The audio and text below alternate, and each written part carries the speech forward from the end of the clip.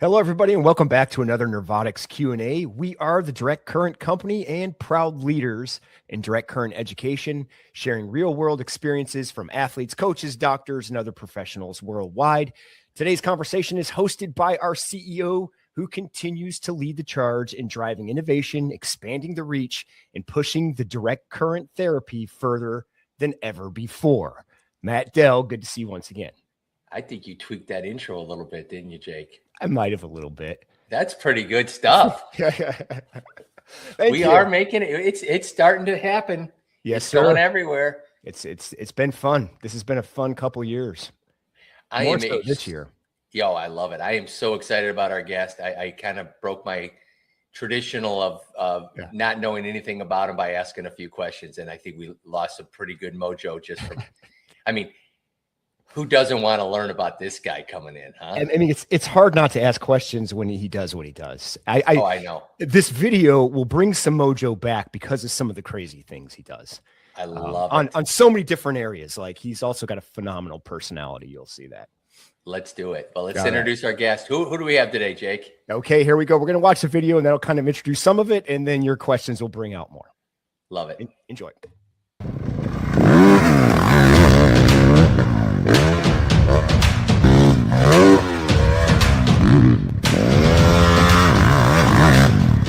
Some men are built in gyms, others built in chaos, forged through crashes, pain, pressure, and the kind of setbacks that would bury most people.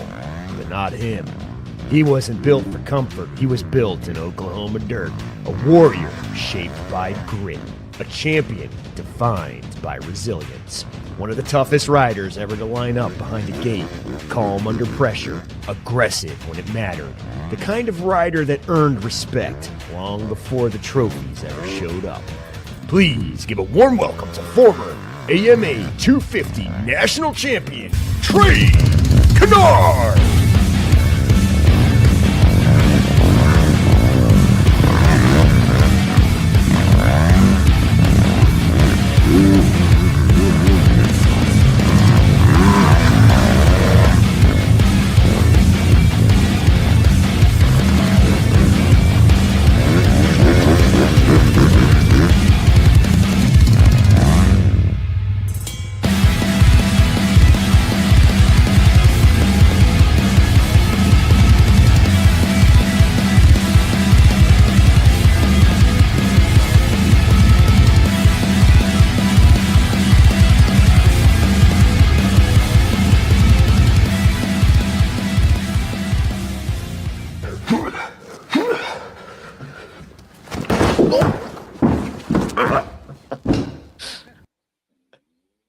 What the heck was that?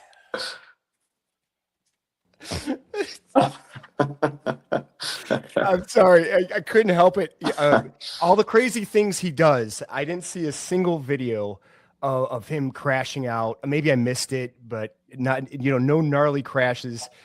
I think this just talks about the humility of Trey. And then he doesn't take himself too seriously. He's willing to make other people laugh. I was dying on this when I had to share it. So it's on his Instagram, but unbelievable. I've seen it 1,000 times. I'm still laughing. Man, I started this character like about a year ago, and man, I've had so much fun with that. It's such a good time. There's more with this like setup where sometimes he's got a gut, sometimes he's jacked. I don't know. You'll have to see his Instagram. We'll talk about it. I love it. Well, good.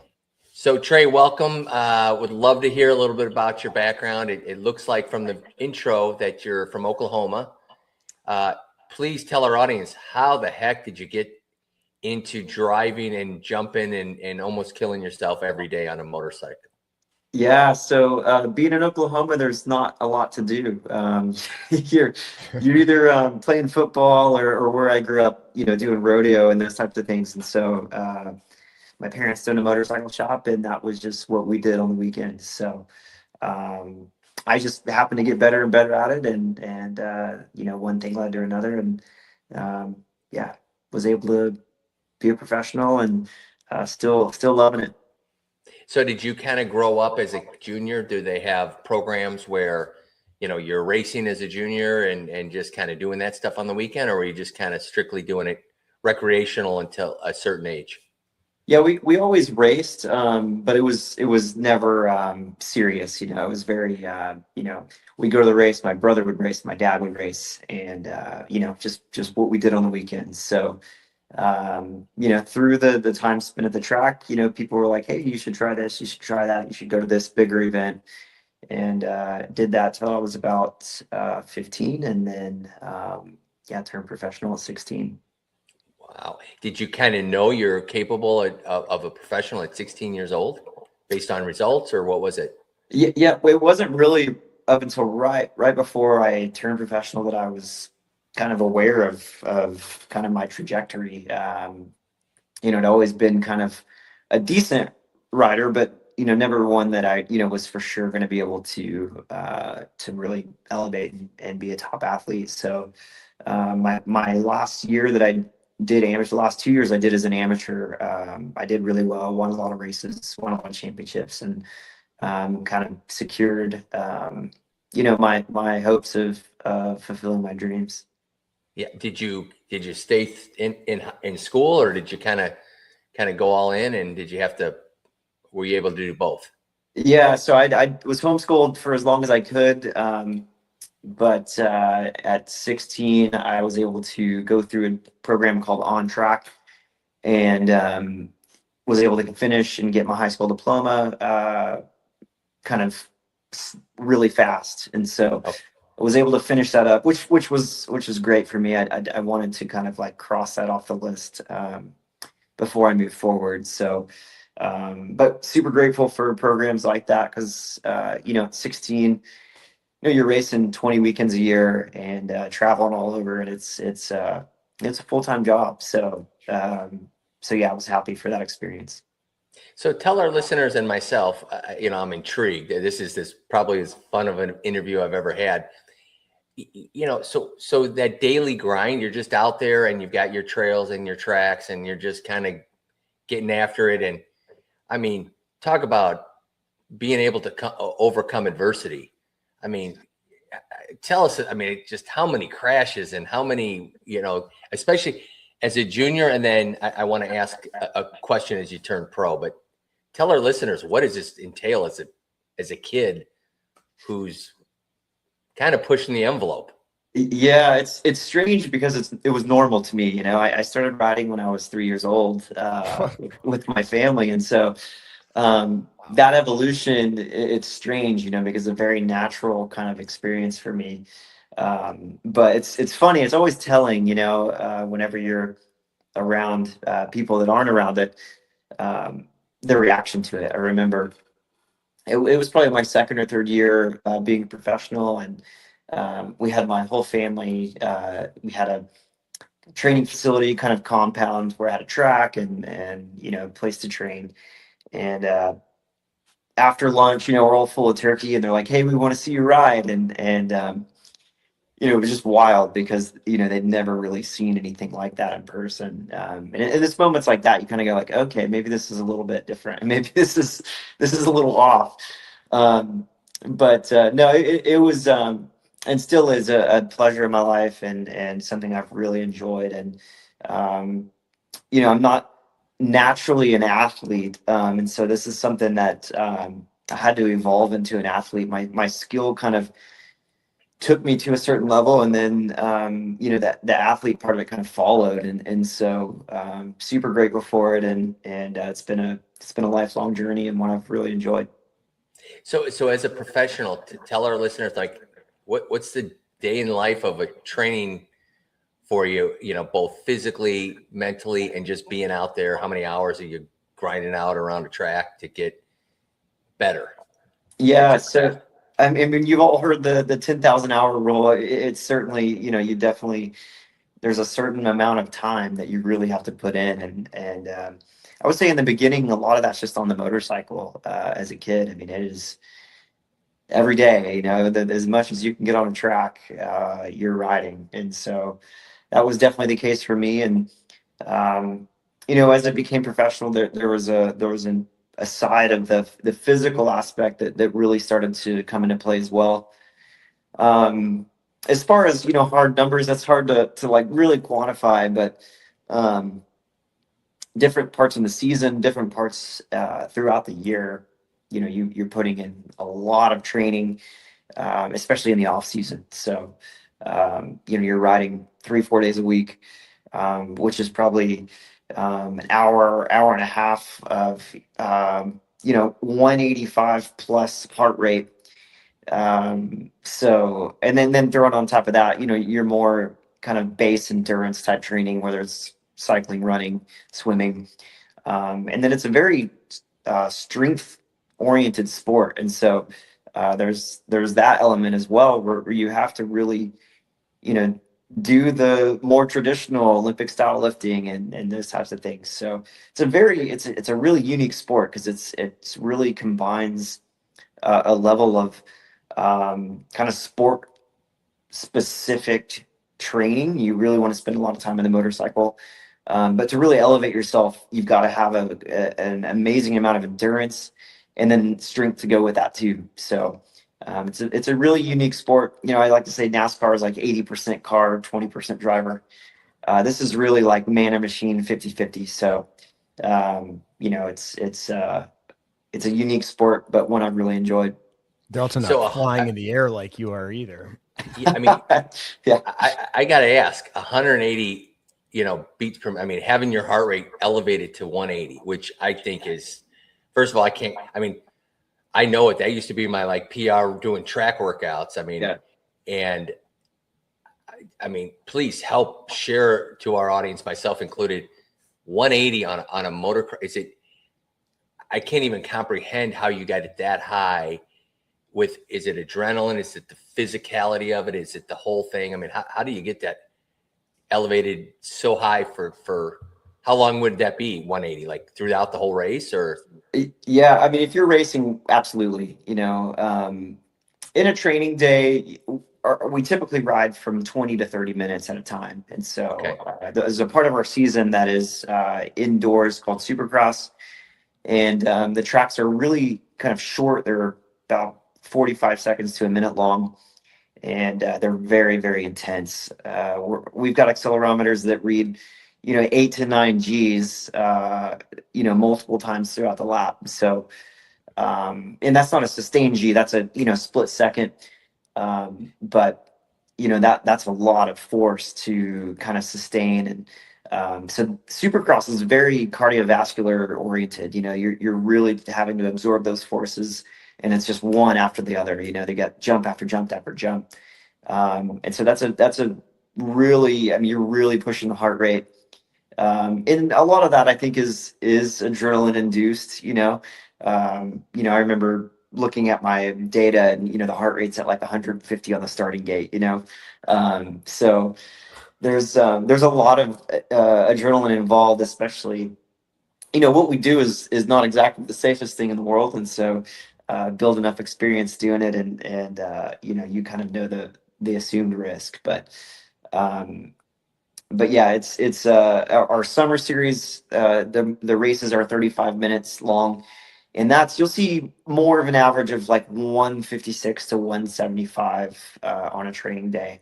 In the races, obviously that elevates, but yeah, I don't know exactly what it is. If it's all the adrenaline factors, the physicality, also the heat is a really big factor. Heat and dehydration. In the summer especially, it can get pretty hot. You're sitting on a motorcycle that's piping hot, and then you've got all of your gear, and then the elements as well. So super physical sport, and very challenging, but one I really enjoyed. God, I could this just so you know, I could ask. This could go on for 8 hours because I'm so intrigued, and I want to ask, in terms of the strategic side of the race, right, or the ability to pick your lane and take your angles and do all that. That's a gift, right? That's an art form, I gotta believe, right? Yeah, yeah, absolutely. You see, like, that's something you build, especially as a professional, over time. The young kids, a lot of times they come in and it's just guns blazing from the time the gate drops to as long as you can't sustain that, right? Right. But as you as you develop as an athlete, you kind of learn how to, sustain effort and manage your race and things like that. So, yeah, no, you can definitely punch the effort, to 195 heart rate, like as quick as you want, but to sustain that is a very difficult thing. So learning to manage that, and then, throw in racecraft and all of that, knowing when to pass, how to pass, if you can pass, how to set your bike up, those types of things. It all is all factored in. So how is it, when you're actually out there and you're racing, how physical is it with the other riders? I mean, is it pretty bang bang? Are you guys, kind of grinding at each other? Is there an art to that? Like, machoing up and making sure that they know, hey, this is my lane, don't mess with me? Or tell our listeners a little bit about that. Yeah, there's a certain etiquette for sure, like any sport, I think even in track and field, right? There's probably those certain guys that you go like, oh man, he's in the race today. He always crowds me out the lane or whatever, So, it's the same thing with motocrossers. There's definitely different guys that have different personalities and, can make good or bad decisions. And so you've got to kind of know who you're racing. When it comes down to the line, though, it can get pretty physical. There are fines and things like that. There's kind of a categorization for what is a racing incident and what is kind of deemed, I don't know, I guess flagrant or something like that. So it can get physical. I was, always a super nice guy, but people always said when the helmet went on, that all went away because I would get physical, especially if a championship was on the line. So, yeah, I think there's a great balance. Our sport's kind of one of the last, really raw sports that those types of things happen. It's like hockey without the fist, all of the Right. punches being thrown. So, yeah, it can get physical.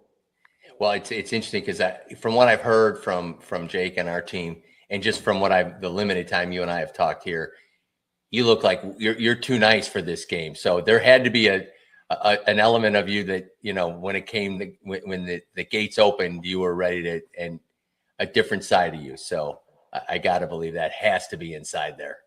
Oh yeah, I don't know, I'm sure there's a lot of factors that come into play, but something about that hyper focus for me was just incredibly addicting, and that's still why I ride so much and why I'm so involved with what I do. Is it's really hard to find that type of hyper focus that you experience, that kind of flow state, I guess, and it's really easy for me to come by in my sport, and something that you probably chase forever, I'm guessing. Yeah. So tell us, just off the top of your head, biggest accomplishment. Tell us, like when I ask you and you talk to our audience, best victory, biggest achievement, what you're most proud of in throughout your whole professional career. Yeah, the championships that I won, which are always the dream, as a kid, and so I'm very grateful to have accomplished a couple of those. But there's kind of two moments that really stand out to me. I had a spinal fracture in 2012, and had a 3-level fusion, spinal cord injury, and it was kind of considered a career ender. And so the race that I came back from that about a year later, I didn't even win it. I got second place, but there was just something special about that night because I wasn't sure if I'd ever do it again. And so to kind of have that moment where I was able to not just be out there, but to still be competing as a champion, like that was incredible. Another moment for me is we have kind of the Olympics of motocross. It's called the Motocross of Nations. Each nation selects 3 different riders, and you work together as a team. And I was a part of that in 2010, and the U.S. won. And there was just something really special about hearing the national anthem play. We don't get to do that type of thing in our sport often, but to come together as in an individual sport, to do that as a team, as a nation, and it was an incredible moment. Yeah, that sounds awesome. Now you mentioned a an injury, and I'm not even afraid to ask this question because I don't even know if I can. I'll cringe when I hear the answers. All right, talk to us here.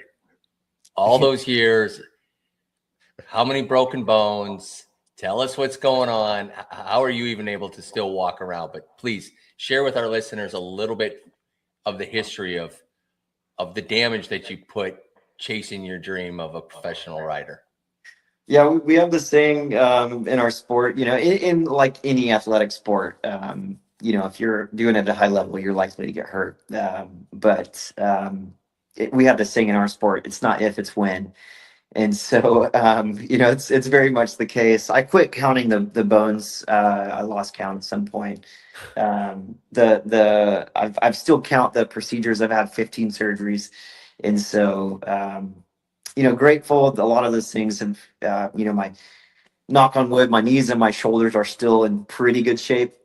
My back is not great. Spinal fusion. Broke my left femur 3 times.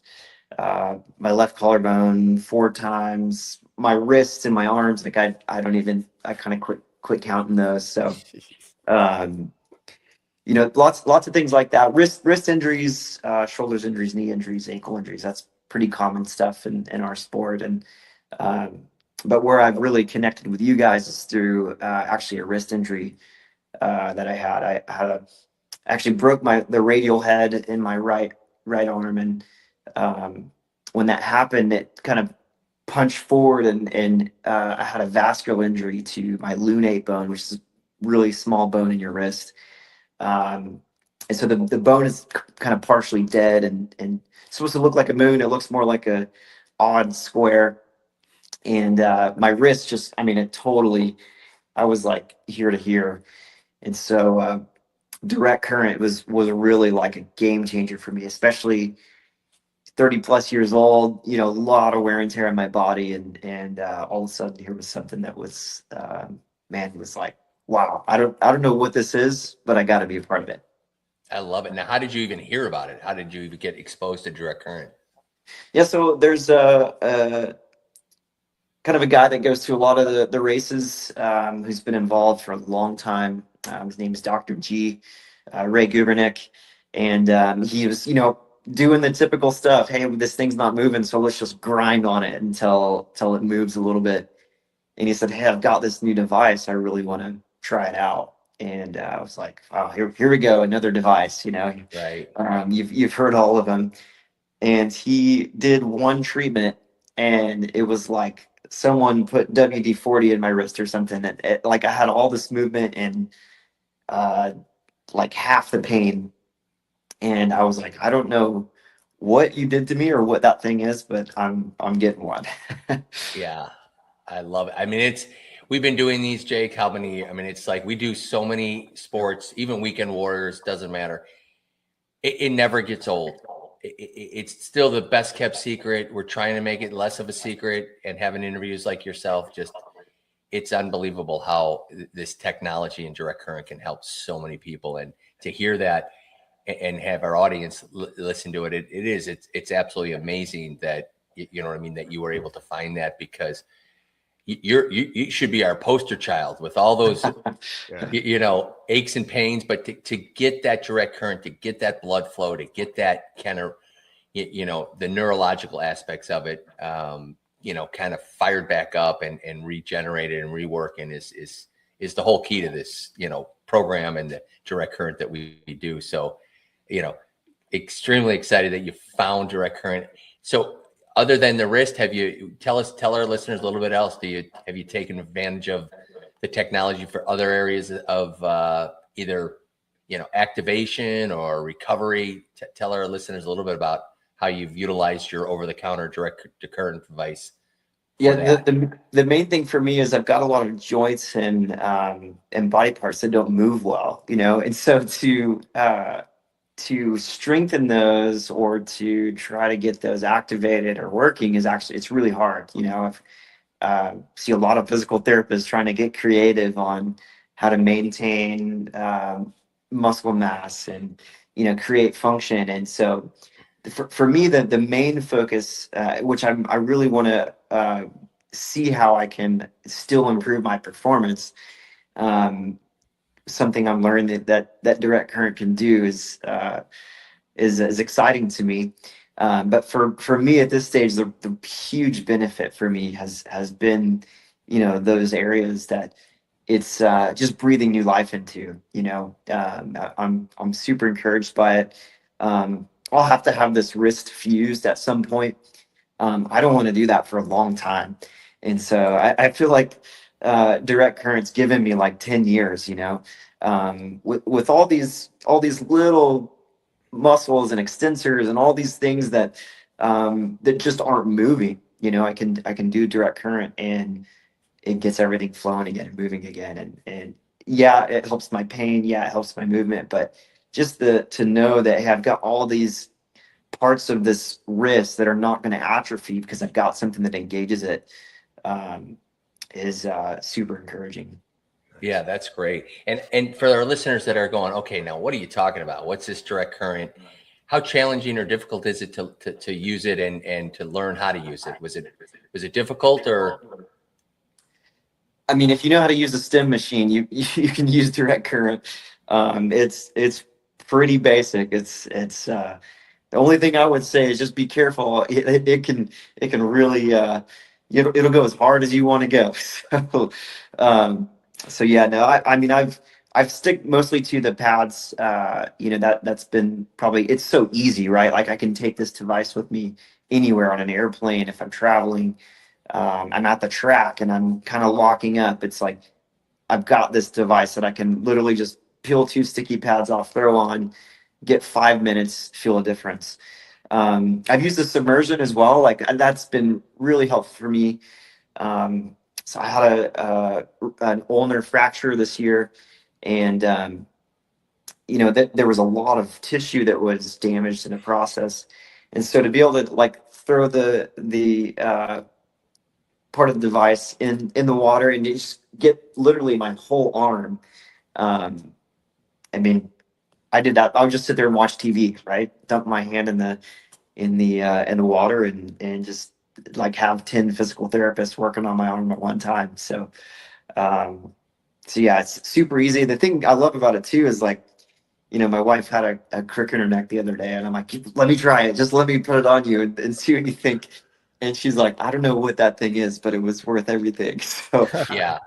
Well, you're not alone. I tell you, it's funny because we get a lot of those stories, and even we had an NFL trainer who probably works with 10 different athletes all over the league, and we had a Q&A with him, and I loved his story of he had athletes that he was trying to support all over the league, and to just let him know it's very simple. Put it above and below what you're feeling, crank it up to tolerance, move, and 9 out of 10 times you're going to get that thing reworked. And it sounds like, and for me, the foot bath, the submersion of water is the easiest.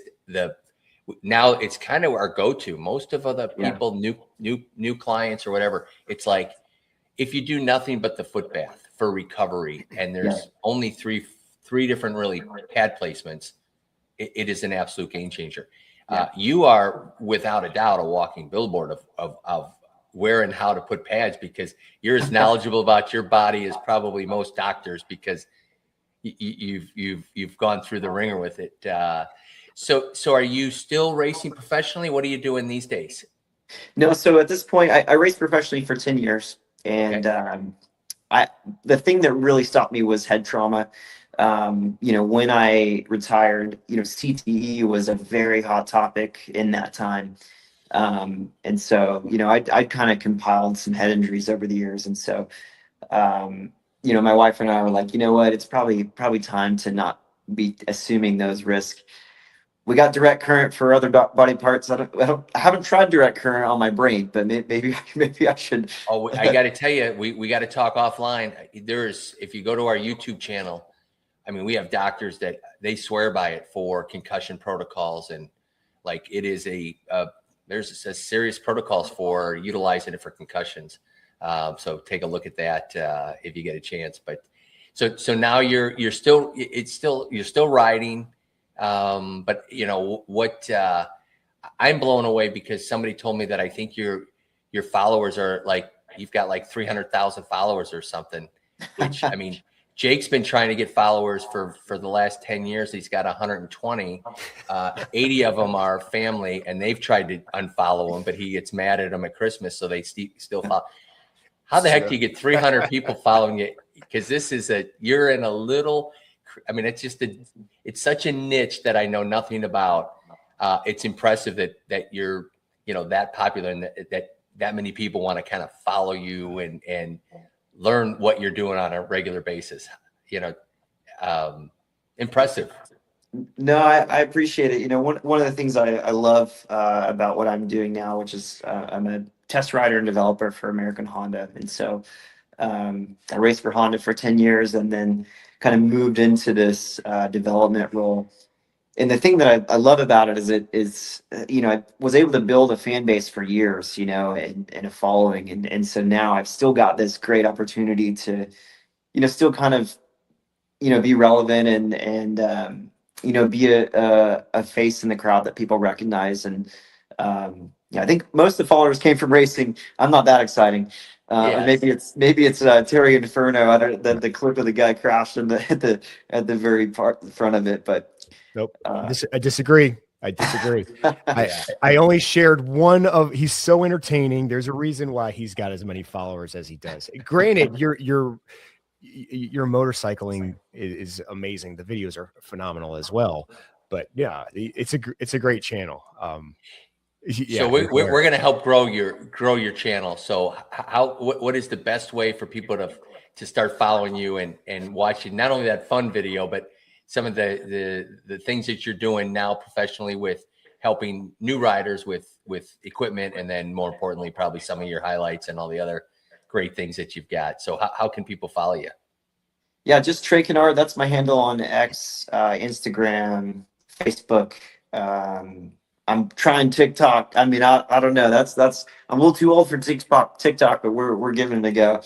Okay. And then Trey Canard Official is the YouTube channel. And then my website is canardallforone.com. So check us out, man. I love it. Well, and then our whole game is, we get so many professionals like yourself and weekend warriors, doctors, PTs, folks all over all the professional leagues following us to educate on direct current, because it is still the best kept secret. So I would ask you, why should anybody follow NerveOTX and our direct current and our social medias? What can they learn? Yeah, the biggest thing as an athlete, I'm learning, it's, a lot of my friends are, enthusiast type athletes. And even enthusiast athletes are looking for an edge, right? They're always looking for, how do I, improve my PR, or, how do I beat this next guy? How do I do what I do, but don't feel as much pain?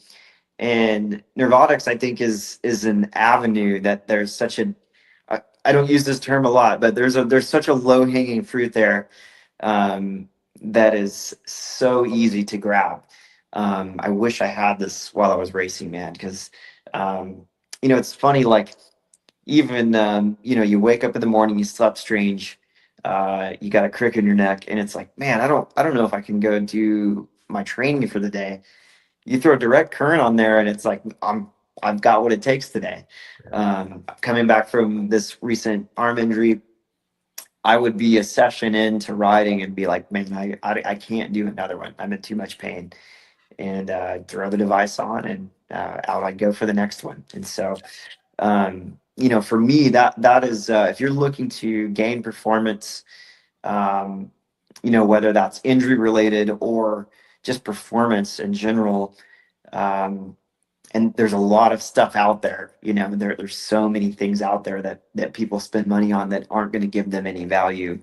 And for me, this is such a easy, tangible thing to do that's going to give you instant feedback. And so that's the best way I could say it. And I'm super happy with what I've got going.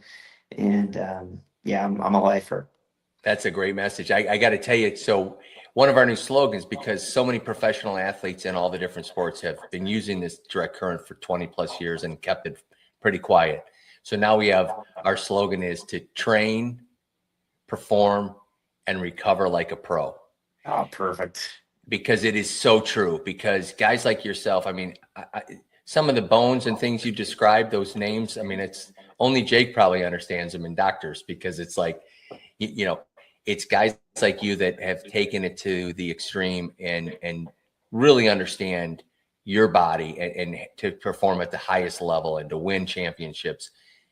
To your point, and you said it perfectly, any weekend warrior, anybody just trying to get the edge, it's available to them. And, you know, we'd love to help this little community of motocross guys, you know, because talk about an industry of trial and error. I mean, the error side of it's scarier than the trial side, but just to be able to help and, you know, can't thank you enough. What a story. I could have gone on for hours, Jake. This is a whole nother world. We've never done a pro athlete like this, just because you talk about car crashes. This is worse than car crashes. You have nothing to protect you other than a helmet and some knee pads.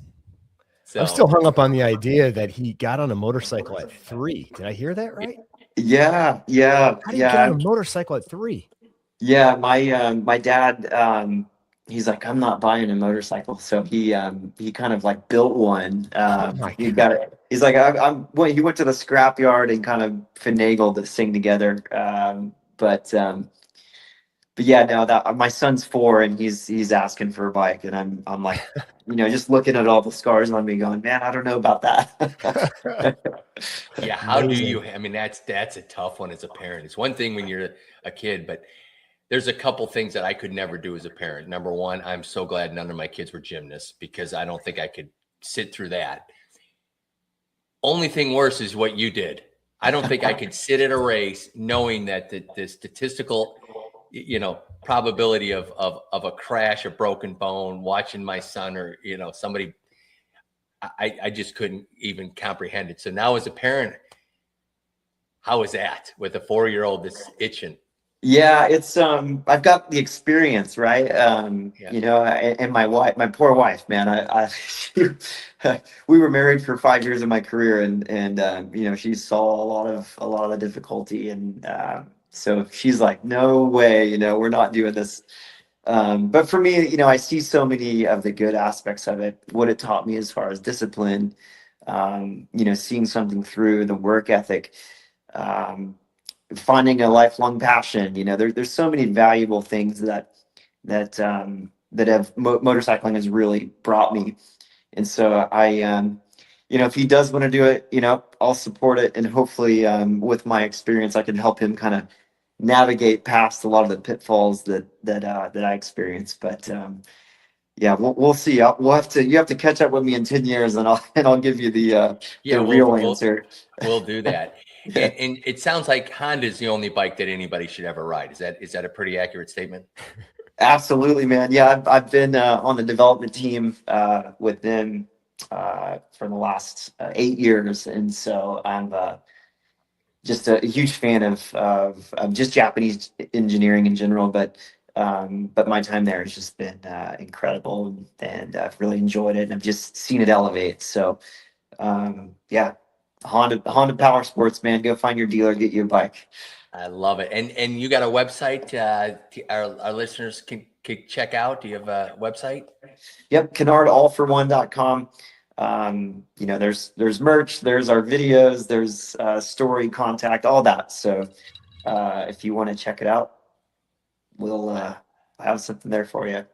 I love it. We'll do a plug on your 300,000 followers. We'd love for them to follow us and find out a little bit more about this secret of direct current, because this was an incredible interview. Very proud to have you on, and so glad that we're able to help you out through some of these injuries. I'm still going to shake my head. This one is, you're a different cat. I'm not going to lie. This is impressive that you're, you know, I'm blown away by your success. So you finally made Matt speechless. That's why he doesn't know what to say. Correct. Speechless. Because I'm like, I would be one crash and that's it. Yeah. I mean, same. I burned my leg on a freaking motorcycle just getting on it once, and I said, "That's it. I'm never getting on another Enough motorcycle." of that. Well, And I'll tell you one thing. Direct current is making its way through my sport on the high level. So Nice. I'm sure you'll have many more customers once the secret's out. Let's I go. love We it. love Well, that. appreciate your time. Sit back stage for a minute, and then we'll wrap up the show. And love to chat with you for a few minutes after. So, Okay, sounds great. thanks. Thank you, Trey. Wow. Unbelievable. Age 3. I still can't. I can't seem to fathom that for some reason. I don't even. 3 years old to be able to get on a motorcycle. It's a specially made motorcycle.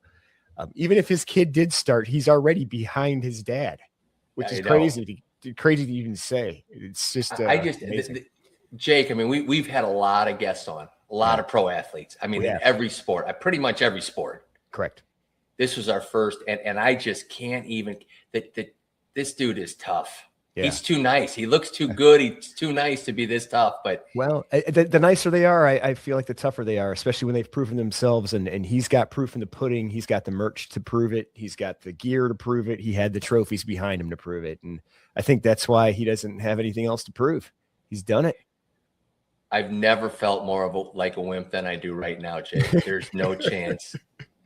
But he softened it up with his humor, and that's what I know. But man, I tell you, well, what a great show again, Jake. You are a rock star. So glad to have the ability to bring on guests from all these different professions and educate people on direct current and more importantly, talking a little bit about what makes people tick, like someone like this professional motocross guy. I mean, he's a rock star. So.